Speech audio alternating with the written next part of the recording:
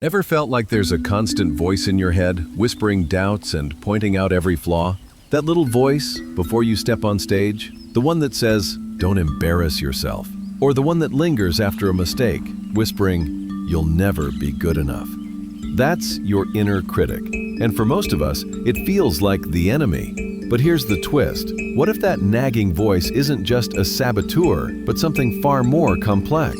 Stick around, because today we're uncovering the surprising truth about whether your inner critic is holding you back or secretly pushing you forward. Picture this. You're about to give an important presentation. You've prepared for weeks, but just before you step up, that voice shows up. What if you mess up? Everyone's going to see you fail. Or maybe it's after a small mistake, sending an email with a typo, stumbling over your words in a meeting, and suddenly your inner critic pounces. You're careless. You'll never get this right. This voice, the one of doubt, perfectionism, and judgment, that's the inner critic. It's like an internal commentator that never clocks out. And for most of us, it feels less like a coach and more like a bully. No wonder we label it the enemy. After all, it fuels anxiety, procrastination, and even self-sabotage. But what if we've only been seeing one side of the story? Here's where it gets interesting. Your inner critic wasn't designed to ruin your life. In fact, its original job was to protect you. Think back to our ancestors. Thousands of years ago, being overly cautious meant survival. That little voice warning, "Don't eat that berry, it might be poisonous," or "Don't wander too far from the tribe," kept us alive. But here's the problem. What used to protect us from lions, cliffs, and poisonous plants now overreacts to emails, social media likes, and job interviews. It's a survival mechanism gone haywire. A safety system that means well but often misfires in modern life. The critic's core aim is actually to help, but when misunderstood, it can hold us hostage. Which brings us to the real question. How do we decode its messages? The inner critic isn't just one voice. It wears different masks. Let's meet a few of its personalities. The perfectionist.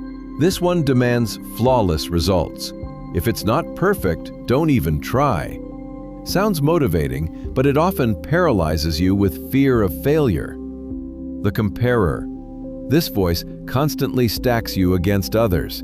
Look at them, they're way ahead of you. You'll never catch up. And suddenly, you feel like you're always behind. The alarmist. The master of worst-case scenarios. Spill coffee at work?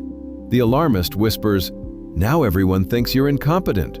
It magnifies minor setbacks into life-shattering disasters. Recognizing which voice you're hearing is the first step toward taking back control.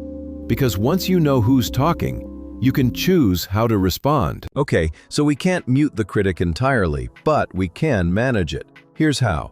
Acknowledge, don't absorb. Instead of fighting the voice, notice it. Say, "That's my critic talking."